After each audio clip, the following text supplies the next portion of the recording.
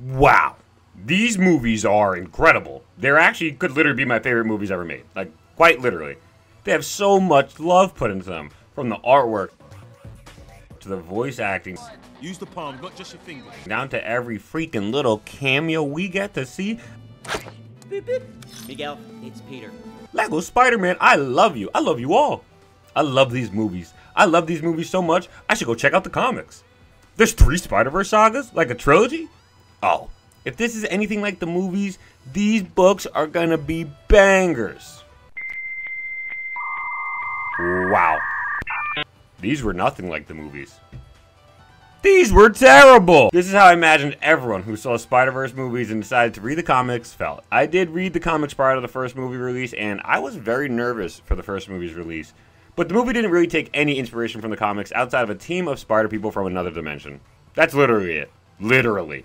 The comic storyline isn't about Miles. It's not a coming-of-age story, with multiple congruent stories happening for other characters that all intervene with the main storyline. The villains aren't the usual Spider-Man villains from the alternate dimensions. It's not about stopping a super collider and getting the team of spider people back home so they can all deal with their own interpersonal issues. It's none of that. Seriously, none of that is in these books.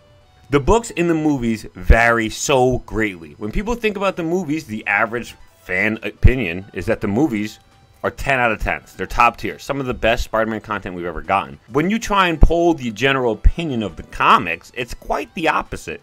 You get, I wish I could forget this happened. This should have never happened. I hate this. The storyline's terrible. Now, I'm not going to say I subscribe to all of those opinions. I do think that the movies are vastly better. They're just so much better. It's not even comparable in my eyes, but we're going to do that today. There's a plethora of nigh incalculable amount of differences between the books and the movies. The 3 topics that should encompass most, if not all, of the differences, though, are the story, the spiders they choose to use, and the villains they choose to use. We're going to start with the story because I think this is the easiest point I can get across to everybody. It's just so obvious how different these are, okay? So let's just jump into it. For the most part, the stories are complete opposites, right? The movies work to establish one thing, whereas the comics quite literally couldn't go further in the opposite direction. The main point of the Spider-Verse movies is that anyone can be Spider-Man. Anyone can wear the mask. You could wear the mask. It's stated constantly throughout the movie. Constantly. Even freaking Stan Lee says it. Can I return it if it doesn't fit? It always fits. Eventually. The Spider-Verse movies are very much open about their message about anyone being Spider-Man. It's that simple. There's really no way to argue with it based on the movie that not anybody could be Spider-Man. That's the whole point of it. Whereas the Spider-Verse comics, however, go on, like I said, a different direction. The first Spider-Verse and third Spider-Verse are very prophetic stories. In the first story, it's a prophecy that Silk is the bride, Benji is the Shion, and Kane is the other. Then you got the villains who are supposed to kill these 3 in order to end all of the spiders in the multiverse. So everyone else on the team is there to try and defend them, while literally all 3 are just too flippant or young to actually keep themselves out of danger. Aside from Benji, because fine, I get it, he's a literal baby, Silk and Kane are hell-bent on getting themselves killed, which would in theory kill every single other spider person. It's very frustrating to have to read through, I'm not gonna lie. When you contrast this with the books and the movies has people leaving thinking like, wow, I couldn't believe Spider-Man was that awesome. The Spider-Verse books have people thinking, Spider-Man even Spider-Man? Because he's not really doing anything in the book. Like I said, the first and the third books are so prophetic. They're all about a prophecy. Neither of these prophecies involve Peter Parker or Spider-Man. They don't even involve Miles, who's not like everybody's main Spider-Man. He's like one of my favorites, if not my main Spider-Man, but he's like the main Spider-Man for the movies, so it's definitely very different in that sense. The first and third book are nothing like that. It's about a prophecy. Only this has to happen. You have to be doing this. How does that have to do? How does this relate to anybody being Spider-Man? It just doesn't. It's like I said, it's the complete opposite. The Spider books just have you like, if you aren't Silk, you can go shove it. You take that off me if you are in shit. Not only do I find the prophecy stuff really stupid against the character's mythos, but they don't even include Peter Parker, like I said. The Spider-Man. Is that not odd to anyone? I mean, I like Silk. I think Cindy Moon is an excellent addition to the Spider-Man mythos, but why on earth is she the main feature for 2 different Spider-Verse stories?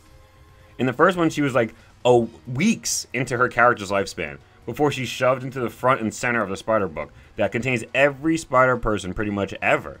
And then you have a brand new character leading it for some reason. It's so odd of a decision to make.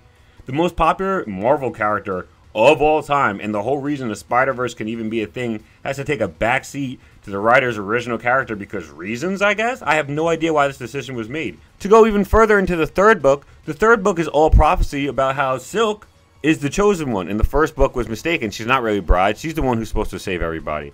It's like, I'm so confused right now. Why is Silk the main character for all these Spider-Verse books? It doesn't make any sense to me. Where's Peter Parker throughout this thing? Oh, you're saying in the third Spider-Verse book he dies? Seriously? He dies? Wow. Before I jump into how the books and the movies do the Spider's characters differently and, you know, how the movies do it better, let's just talk about the second Spider-Verse story. It's called Spider-Geddon. It's the only one not written by Dan Slott. It's written by Christos Gage instead. The book has no prophecy storyline. Silk is in it, but she's not the front center of it. Miles actually is. And I'm like, I'm not over here saying that, like, again, Miles has to be the front center. It's just that when you compare it to the movies where Miles is the front and center, it's cool to see him the front center in the book too. You also have Peter doing a 1v1 against Morlun. It's just like freaking awesome. The two of them are just going at it in a 1v1 scenario while the rest of the Spider team are fighting like 4 inheritors. Peter Parker Spider-Man is fighting one-on-one. You know, he's taking the odds into his own hands, and it's great. The two most popular Spider-Man characters actually get to contribute in this story, and it wasn't because some prophecy said they should. My main gripe with the comics is that it doesn't do a good job introducing Spider-Man to new readers. Most comics are written so that any book you pick up could be your first one and you could still enjoy it. That's like a comic philosophy. Spider-Verse is also guaranteed to bring in so many fans. It makes no sense to me why the Spider-Verse comics are so high context. If you picked up a Spider-Verse book and your only knowledge of Spider-Man was the basics, you'd open the book and say, why is Peter and this web spider girl constantly trying to bang each other? Like, literally, that's how the story starts. The comic wanted to organically feed into the Spider-Verse event, and I just think it's not a good idea. You get so many new readers hopping on, trying to read the Spider-Verse book, and they're just like, what the hell is actually happening in Spider-Man comics? Like, what the heck? You have so many storylines apparent in Spider-Verse that just don't make sense to the actual Spider-Verse. Superior Spider-Man is here, and he's battling Peter Parker for the leadership of the team. If you had just the basic knowledge of Superior Spider-Man, you'd be like, wait, why is he back again? This doesn't really make any sense. If you had no knowledge of Superior Spider-Man, you'd say, why is this Peter lookalike talking like such an asshole to Peter? Honestly, if you had basics of Spider-Man down in Red Spider-Verse, you'd be freaking lost. The basics just aren't enough. Superior Spider-Man is here. Who the hell is that? Silk is here. Who the hell is that? Kane is here. Who the hell is that? Benji Parker. We literally don't even see this character before this book even started. Who the hell is that? Captain Universe Spider-Man is not a deep cut. He's pretty popular, but he's only in 3 issues of Spider-Man, not including a What If, and he's one of the main characters of the Spider-Verse storyline.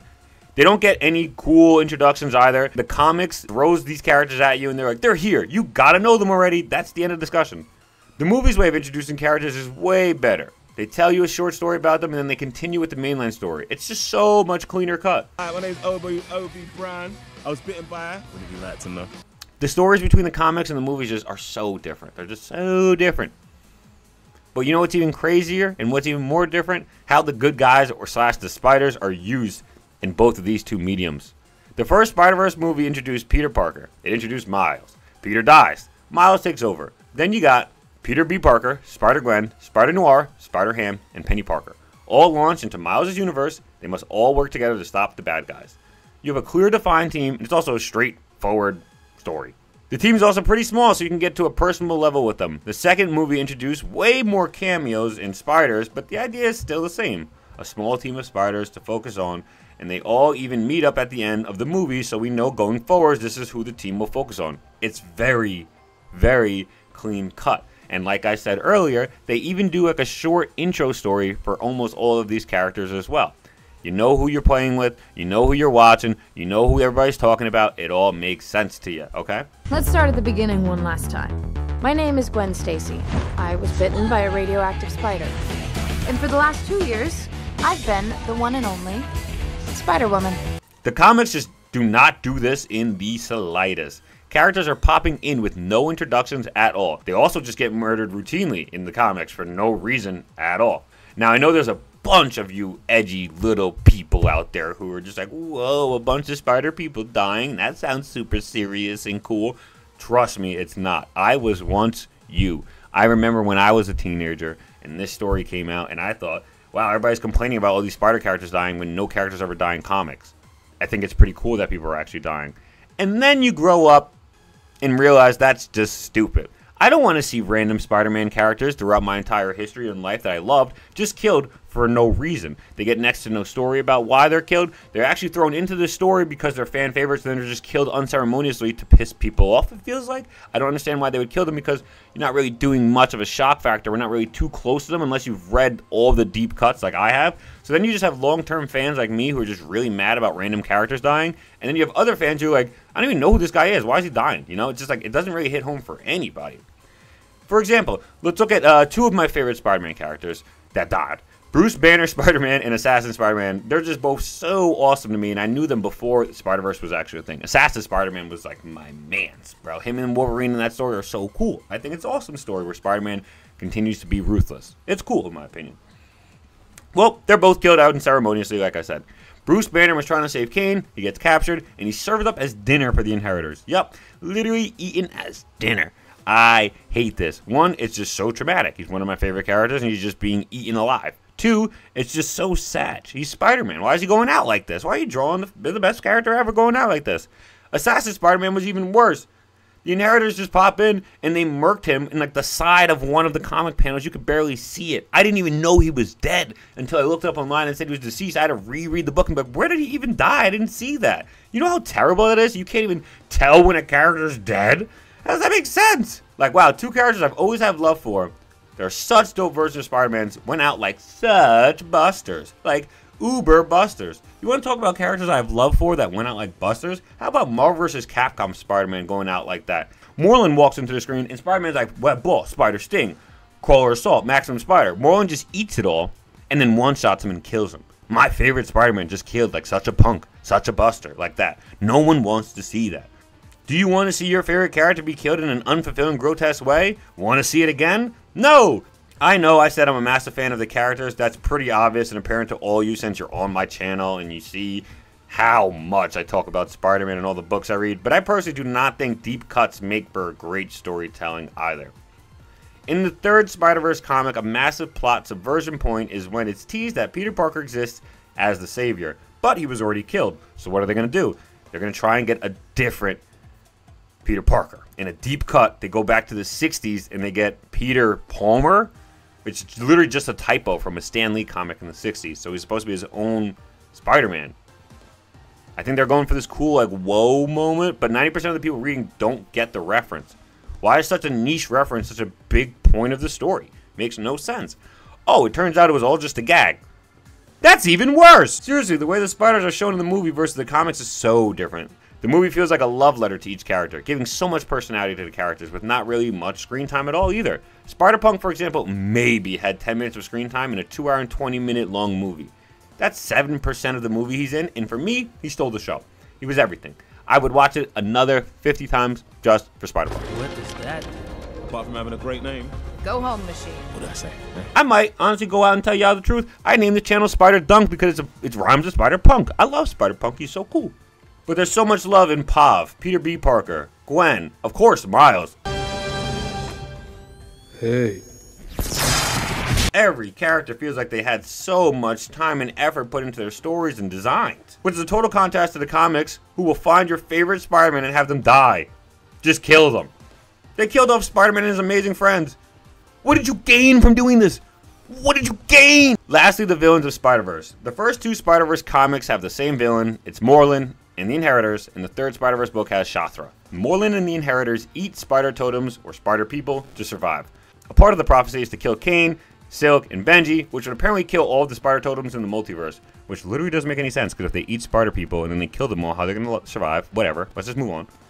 Shathra, however, tries to infect the entire Spider-Verse and turn them into, like, zombified spider hornets she controls. I personally think these both are poor choices for villains in the Spider-Verse. Not only are they both not very popular, Moreland isn't the solo Terminator he once was. He now has a family filled with people just like him. His stoic, quiet Terminator demeanor is way less cool when there's like 5 other of them doing the exact same thing. Now it's just boring, you know? They're all the same. Shathra now is a villain who felt slighted for a millennia and was planning on her revenge on the spider totems. This was not a thing.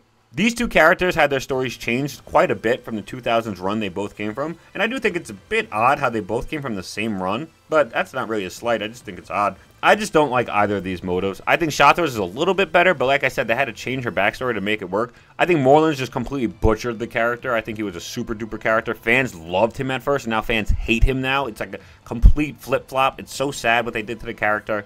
Let's just compare. Let's just look at the movies, okay? Let's stop. Let's stop getting sad about it. When you look at the Spider-Verse movies, they pick iconic, very recognizable villains from Spider-Man lore and just do some multiversal variants with them, right? You've got an Italian Vulture, a Spanish Scorpion, a female Doc Ock, an even bigger Kingpin. These are all characters any Spider-Man fan would see and say, oh, well, that's Vulture, or oh, that's Doc Ock, regardless of the cool changes they get from the movie because of the multiverse aspects, right?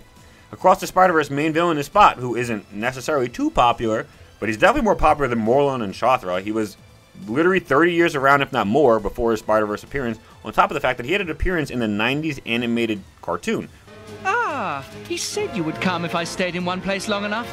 I'm sorry. Which a lot of people say is like the Bible for Spider-Man. Seriously, a lot of Spider-Man tropes are taken directly from here and not from comics anymore because just how much the 90s has done.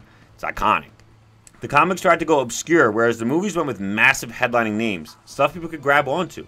The movies didn't have to change characters completely to make them work like Shathra and Morland. The characters already work for themselves, and now just have a fresh paint of coat on them that make them look like multiversal variants. The comics and movies are just so different, but for like the first time in anyone's life, the movie is just way better than the book, okay? The movie where it banged, the comics flopped. The movies feel like a love letter to Spider-Man, and you just feel each and every frame of the movie. The comics Spider-Verse didn't feel like a love letter to Spider-Man.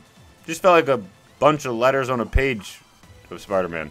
We're lucky we went from this to this. I don't know what's a bigger upgrade in the comics industry than this, but if you do know, you should let me know down below and comment it, okay? I'll catch y'all on the flip side. Spider Dunk out. Peace.